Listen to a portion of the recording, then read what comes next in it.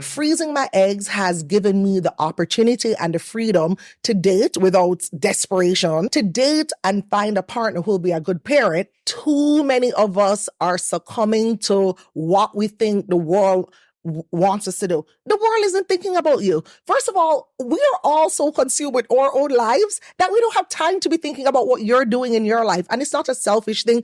It's just we are trying to survive thing, right? Is this decision, is this choice, is this event, going to this baby shower, wherever, happy hour, is it going to make me feel good? Is it going to edify and enhance my life?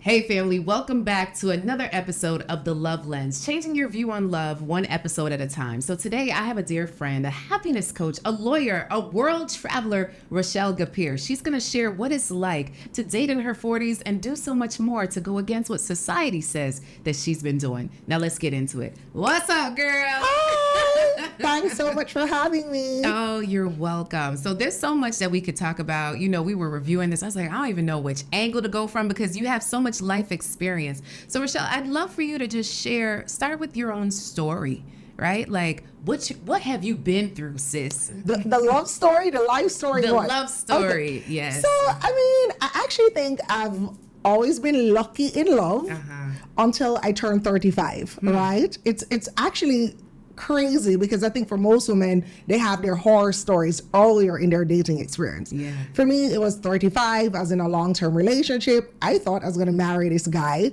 until, all hell broke loose. Oh, no. I mean, not hell, but it was just like, oh, wait, it's not going to work, right? And so I've now been single 7 years.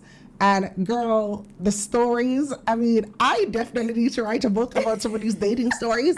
I am enjoying it because I'm looking at it as lessons. Yeah. But I kind of wish I maybe had learned some of these lessons sooner than later. But yeah, timing is everything. All right, so let's talk about some of the lessons. So what I know is that as a love coach, I come across many women, right? Yeah. And they're scared to date. That's like a really big thing, to be scared to date. So the fact that you've been dating, like it's something that you're doing for the last 7 years, like how do you keep the motivation going to date and not just give up?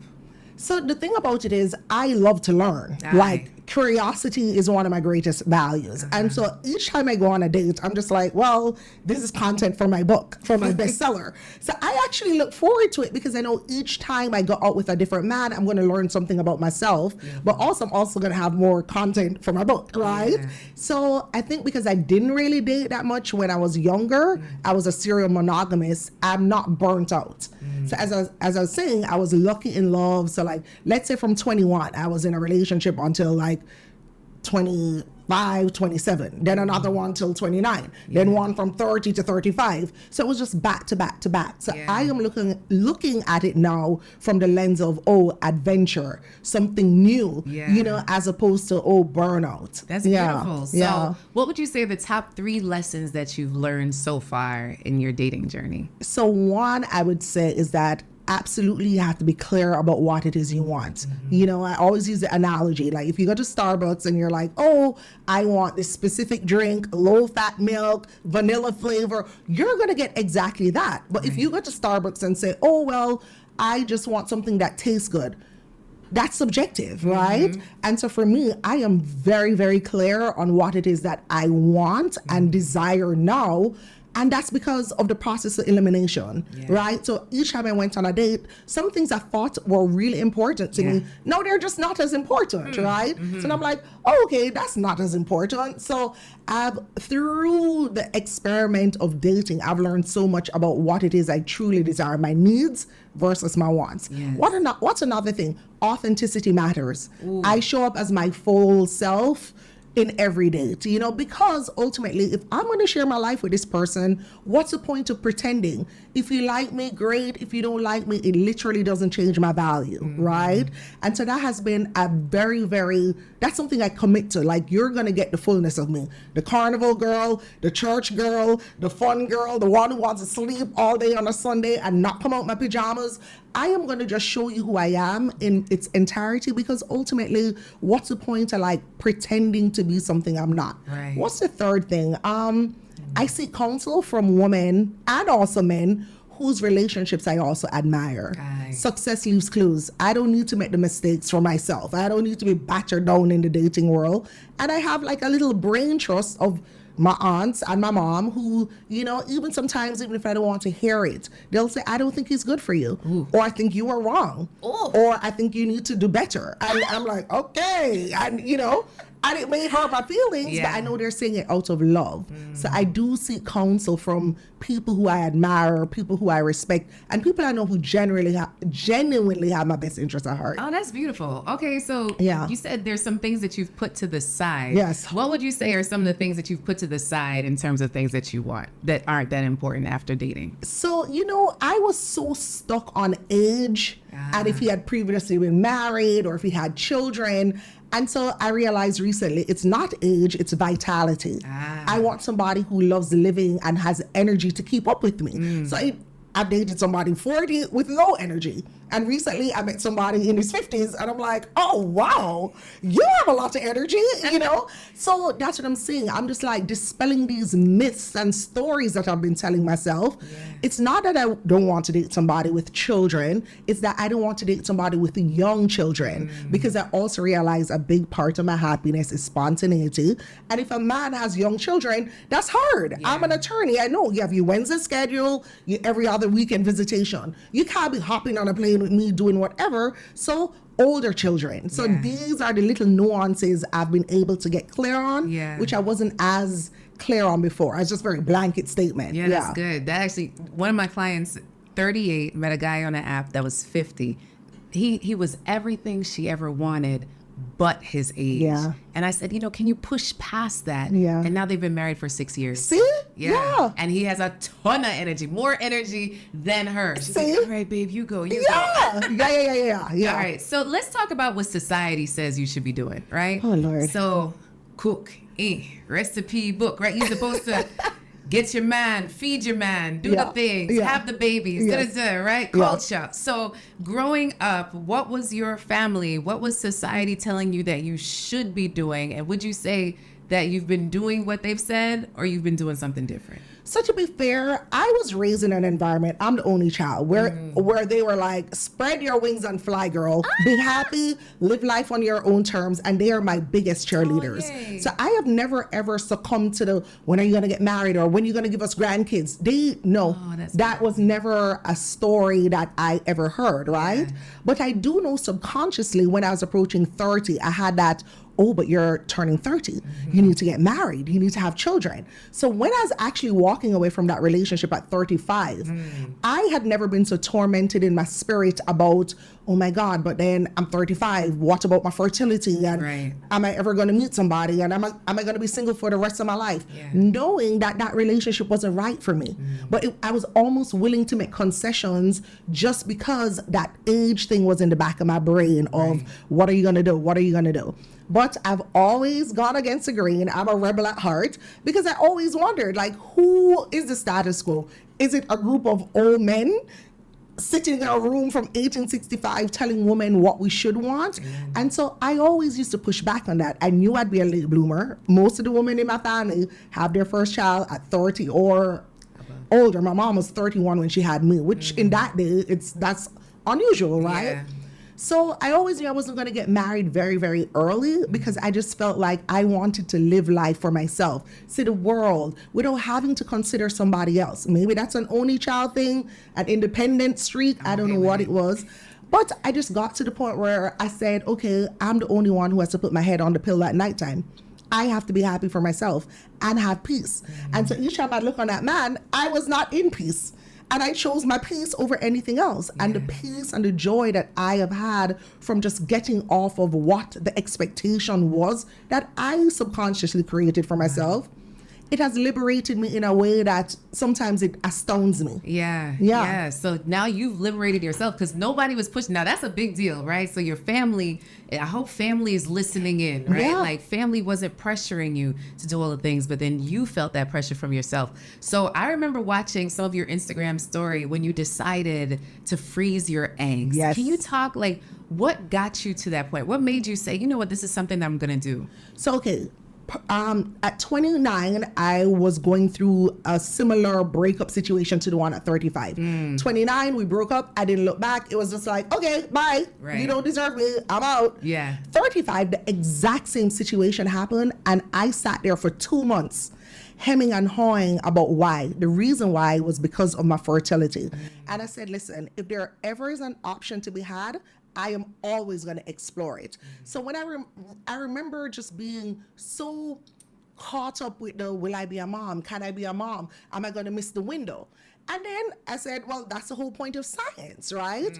Freezing my eggs has given me the opportunity and the freedom to date without desperation, to date and find a partner who will be a good parent, not only a good husband, but a good parent, which is even more important. Right. And so when I chose to freeze my eggs, I decided, you know what? I may not ever use these eggs. I may just get pregnant naturally, but it was so important for me to have the choice because I've seen so many of my friends and colleagues choose men who they know aren't right for them solely because of that ticking biological clock. And I learn from other people. I don't have to make mistakes for myself. I can learn from people, and I just didn't want to be that person. So now my eggs are insurance. And so when I go on these dates and things don't work out, I'm not desperately trying to force, a square peg into a round hole, because I'm like, you know what? I have those eggs. They're sitting there waiting on me in Barbados. And when I'm ready, I'm ready. And maybe I'm just one of those women who will have children later in life, right? And that's okay. Yeah. Yeah. Oh, so I love it. So you've taken off the pressure. Yes. And I feel like there's so much pressure. So you've released the pressure by taking your body into your own hands, your actions into your own hands. So what would you say to the woman that's often just overthinking things? I come across so many women that are thinking about getting hurt, thinking about why it's not going to go out, thinking about judgment and fear and all the things. What would you say to that woman who's thinking about dating? Yeah. So, you know what? I love to do this exercise, the best case scenario or the worst case scenario. And I'll just bring a little bit of science into this because I am a happiness coach. On average, human beings, we have 60,000 to 80,000 thoughts per day. 80% of those thoughts are negative and 95% of those thoughts are repetitive. So most times you are thinking thoughts of fear, of lack, of scarcity. When you sit down and you put on a paper best case scenario or worst case scenario, all of a sudden it's in black and white. What's the worst case scenario if you don't go on this date? But what's the best case scenario? You could meet the love of your life. And I think sometimes having that in black and white, it makes it clear. So then you give yourself the advice you'd even give a friend, right? If a friend came to you with this exact scenario, what would you tell her? Because sometimes we're so much harder on ourselves than we would ever be on our friends, on our loved ones. So I am always, what's the worst that could happen? You go on the date, you learn more about yourself. Why not entertain that thought? Why not vibrate on that wavelength of possibility? Yeah. Do you want to get to 50, 60 and regret it? Because I am one person, I refuse to have regrets. I just refuse. Yeah. Because did you die? Did you die? Right. Because you could either learn, you can grow, or you cry and you get over it. Think about times in your life where the door closed and a good thing happened. So go out, explore, and stop thinking about it as, oh, a man is choosing you. Go on these dates and also say, am I choosing him? Because you're a wanted woman, right? You're valuable. Yes. Do you want him? Too many times we're showing up waiting to be picked, like, oh, is he going to choose me? I go on dates, I'm like, well, sir, are you going to add to my incredible life or are you not? And that's a self-esteem thing. So do not date if you self-esteem and you don't get that self-love tank full. Because each time you go out and you are quote-unquote rejected, you take that as something about yourself. You internalize it as if it's something you're lacking, when in actuality, that man didn't even deserve you in the first place. He didn't. Yeah. See, I tell y'all, I bring the best of the best in alignment. Y'all know this is called alignment. Yeah. We talk about this. So, all right, Rochelle, as a happiness coach, what would you say is like the number one problem that you see with people? Fear. And so actually, the number one regret of the dying is that they wish they had the courage to live a life true to themselves, not the life that others expected. Ooh. Too many of us are succumbing to what we think the world wants us to do. The world isn't thinking about you. First of all, we are all so consumed with our own lives that we don't have time to be thinking about what you're doing in your life. And it's not a selfish thing. It's just we are trying to survive thing, right? And so what I realize for most people is that they don't take the time to truly know what makes them happy, what brings them joy. At what moments do they feel peace? What does love look like to you? Have you even asked yourself those questions? Because we are so consumed with other people's lanes that we neglect our lane. Are you running your own race? And so that's the number one. It's a happiness stealer. Comparison is a thief of joy. It is. You're busy comparing your chapter 3 to somebody else's chapter 20, not knowing what's going on behind the scenes in their story. And your story is completely enough, but that's the number one happiness stealer to me, that comparison thing. Not being clear on who you are, what makes you happy, what fills you up, and watching other people. Take the attention off them and refocus on yourself. Yeah. You're watching other people on social media. Oh, Lord. Right? Yes. Like, so what are your thoughts and feelings around social media? Because I feel like that's all that you do there, right? Like, how does that affect people's psyche? How does that affect their happiness? So, okay. Social media is definitely a wonderful thing. It keeps us connected to our loved ones. And if you're using it well, you are inspired by people every day. I do not follow any person online who makes me feel bad about myself. And I don't follow drama. So if somebody I'm following and they start being negative and toxic, I mute them. I don't have to unfollow them. I just mute them for that season. I don't need that energy in my life, right? So you have to take agency of your own life, of your own feed. Curate an environment that makes you feel good. When you go on social media, what are you watching? If you are looking on things that make you feel, oh, I hate my life, or she's married, oh God, she's pregnant and I'm not, unfollow those people or mute them until you can get your heart right. Because you need to be able to be happy for other people. You know, like you reap what you sow. Are you sowing goodness? Oh man, Rochelle, I have to make a confession. Yeah. During the pandemic, I feel like you were on everybody's yacht. I was. I said, I want to be on the yacht too. Rochelle, I had to mute you. And that's fine. I was like, why should I take me on the boat? Listen, this is a pivotal moment. I love that you said that because that's true. Yeah. If you're in a season of your life where you're feeling like that is just agitating your spirit, why would you keep watching that thing? Why would you? You know? Yeah. And so rather than sit there and wallow in self-pity and feel bad about yourself, unfollow that person. So if you can't use social media in a constructive way that really edifies your life or enhances it, then you need to tap out for a little bit. Yeah. And there are a couple of days where I'll just be like, I'm not going on social. And I have me days. I don't want anybody's energy. I don't want anybody to DM me. I don't want to see anything from anybody. I just want to be with my thoughts. Yeah. So, okay, as a busy professional, yes. you have a business, you have your attorney, you're traveling the world, you're dating, you're a great person to friends, you show up. I feel like you're really good about showing up for people that you ride for, right? So I feel like you have a very full life. So one thing I hear often with women is like, Coach Cass, I don't have time to date. I don't have time for love because I have all of these things. But somehow you have fit in both. You have fit in all. So is that just a perception? Is that truth? Like, how do you structure your life to fit in so much goodness? Yeah. I literally only spend time on things that make me feel good. I just, we have 24 hours in the day, and I literally, the first day in my book is learning to make happiness enhancing decisions. Is this decision, is this choice, is this event, going to this baby shower, wherever, happy hour, is it going to make me feel good? Is it going to edify and enhance my life? So we have time. Is what's important to you. I know my priorities. So there are people who will sit and binge watch Netflix for 7 hours, and that's great. That's what you love.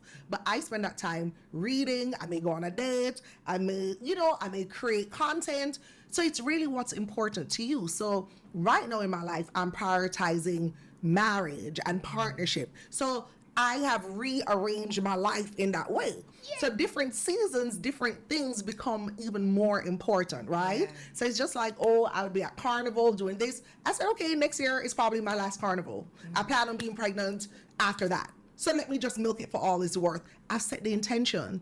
But are you being intentional about your life? That's the question I ask most people.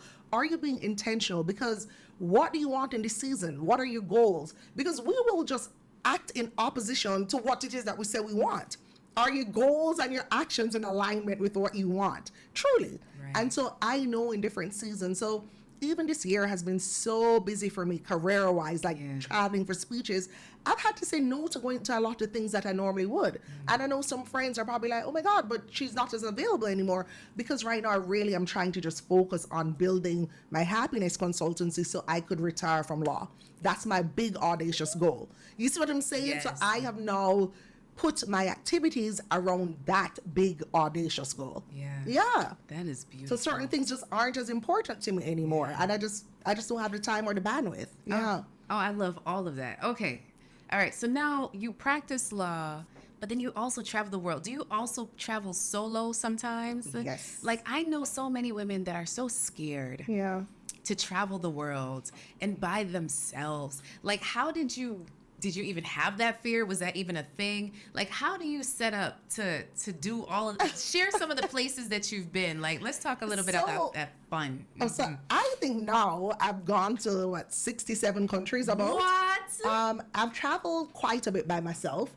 I just believe that if you are waiting on other people to live your life, you will always be waiting because everybody has their own agenda, right? Yeah. It's not that you girls wouldn't want to go to Barbados for the week, but they have their own responsibilities. So are you going to sit back and wait for your life to pass you by while waiting for other people to do what they want to do? Yeah. So I'm the only child. I'll keep saying that because I've had a level of independence where I've had to entertain myself my whole life, right?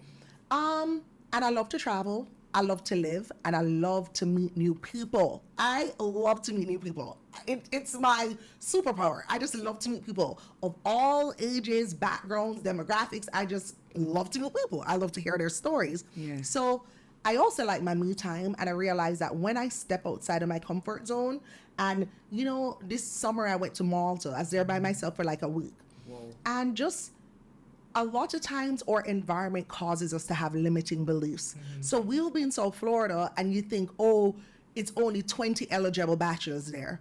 You go to Malta, you see all these men who think you're beautiful and attractive, and you're like, oh my God, there's a whole new world of men that exist. So I don't have to be in Miami having scarcity mindsets around the 20 eligible bachelors in Miami because there are thousands of eligible bachelors across the world. Do you see what I'm saying? Yeah. So sometimes the traveling for me is also just expand my brain, my thoughts, to see how other people live, to just not get so boxed into my little world. The world is huge.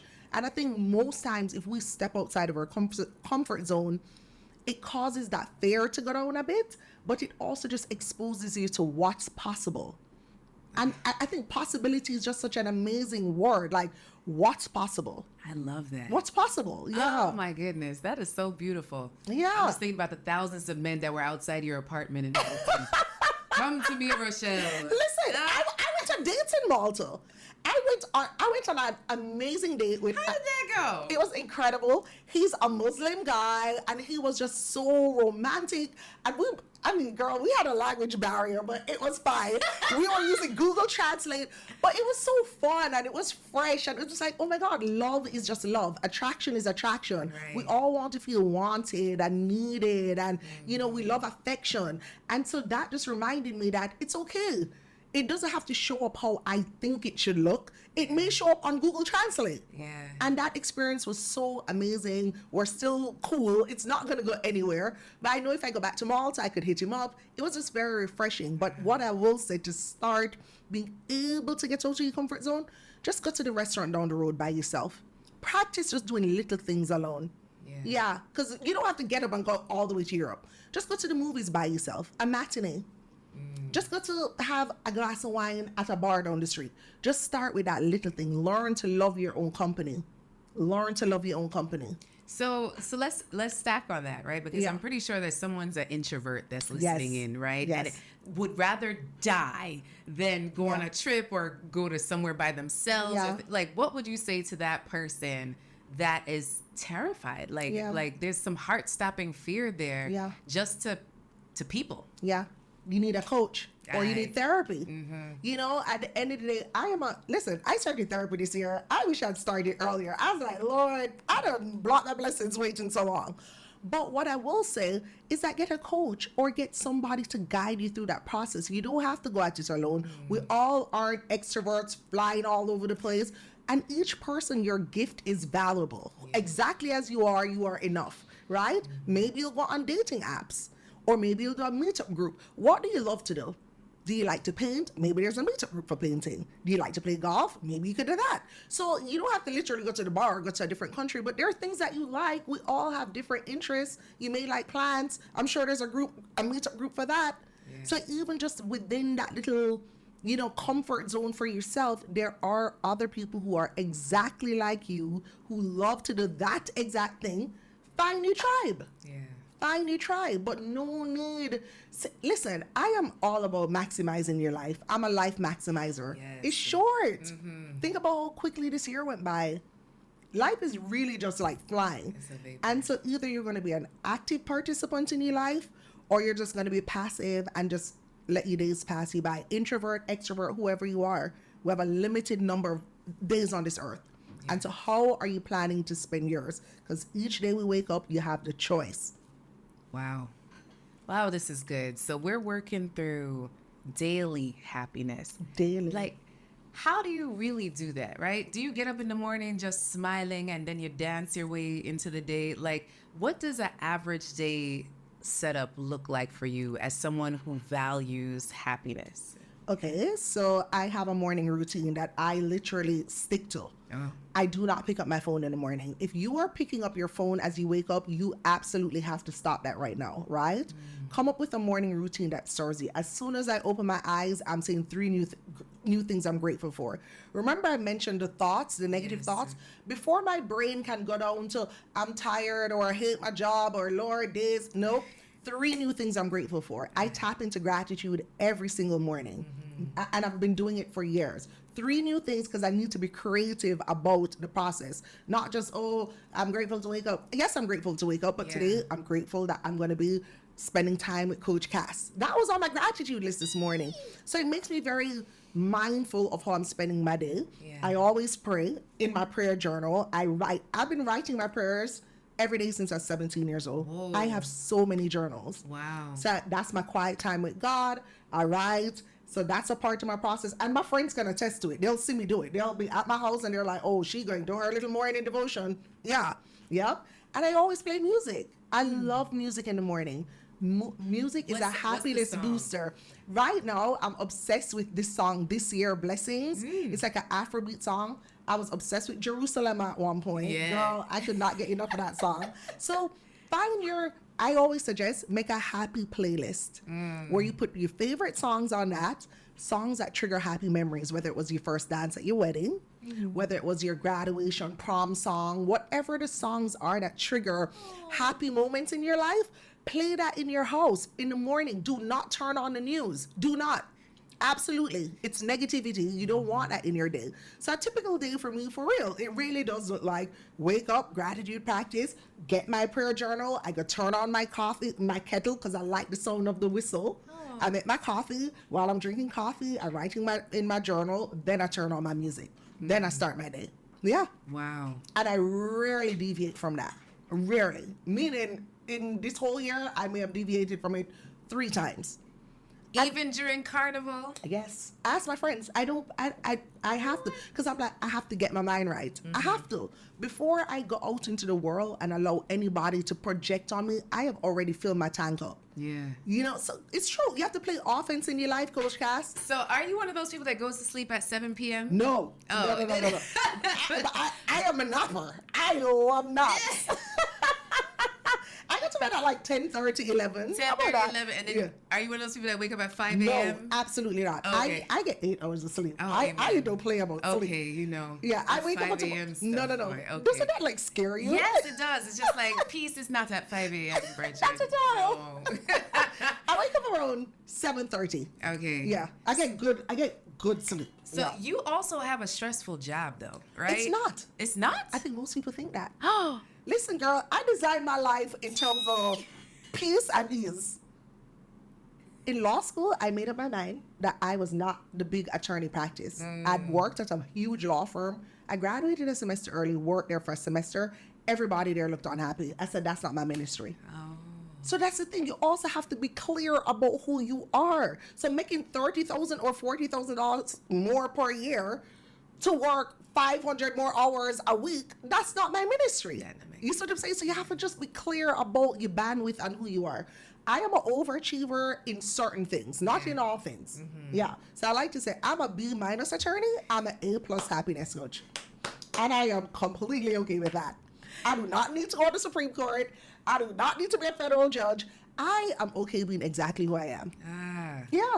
So that's powerful. So you chose to take something that maybe makes less, but then you have your joy and your peace every single day. And my side hustles that really fill me up. Right. That's beautiful. Yeah. Yeah, but that takes a lot of self-awareness. Yeah. Because I remember for a long while, you know, my aunt and my uncle, they're partners at a law firm, and they said to me, oh, we have a job opening. I'm like, I'm not interested. Not interested. Not interested. I need to go on vacation. I need to be able to go home at 6 o'clock. I do not want to work 7 days a week. I'm just not interested. All right. So you must deal with stress somewhere. Yeah. Right? So when stress comes, what is your formula of dealing with things that are not good, not nice, not unexpected? You know, how do you reframe when those things come your way? I have implemented long walks this year where I don't listen to music. I am just walking. And so if people annoy me, which people do, right? Yeah, or, you know, things happen. Yeah, I just have a moment. Like, I will literally just be like, pause, hard pause.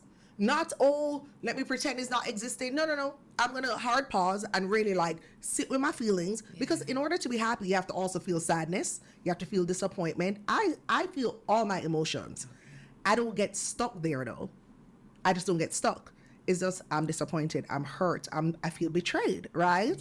But then now what's next? And usually that long walk that I've implemented on a Wednesday, that is where God talks to me, where I get clear about my role in that story, because, you know, I'm the common denominator and I can only change myself.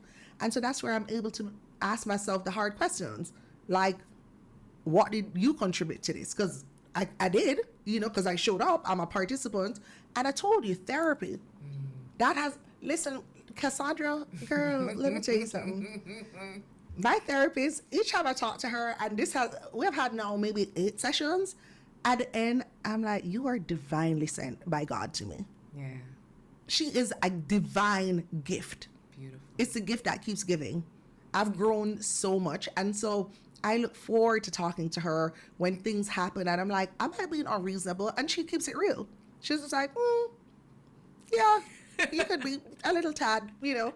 And she snatches my edges every now and then, and I'm like, oh, wow. But I respect her. Right. And I am not somebody who's afraid of the truth, because I always want to grow and learn. Remember I said that in the beginning. Learning is my thing. Yeah. I want to learn. Yeah. Yeah. I want to learn. Oh my goodness. Yeah. So Rochelle, you are a best-selling author, a happiness coach, an attorney, traveling the world. Where can people find you on social media? You can find me on everywhere with my name, Rochelle Gapere. Yeah, LinkedIn, Facebook, Instagram, Twitter, Threads. What's the other one? TikTok. I mean, Jesus. Oh, you're TikToking? You doing? You know the funny thing is, I have a TikTok account, but I don't use it. But people Okay. send me 1,000 videos on there all the time, and I'm just overwhelmed. It's too many things. But I am on all platforms as my name, Rochelle Gapere. Oh, that's so beautiful. Yes. I appreciate you. Thank Oh, you for I love being you so here. much. You are energy. You are everything. Goodness, iron sharpens iron. That's it. And I've loved watching your journey. You are fantastic. Thank you. You are. Blessings. Your gifts have absolutely made room for you. Hey, just and I'm just proud of you. Yeah, for just owning your power and stepping into your power. Like, you own it. You take up space, and it's beautiful. Thank you. It's beautiful. Hey, y'all, make sure you get her book on Amazon. Give the name. One Happy Thought at a Time, 30 Days to a Happier You. Yay! So the links are all in the show notes, all down below. Make sure to share this episode with a friend. Subscribe to the channel so you don't miss out. And I'll see you next time on the next show. Keep loving, keep laughing, keep living. Bye, guys.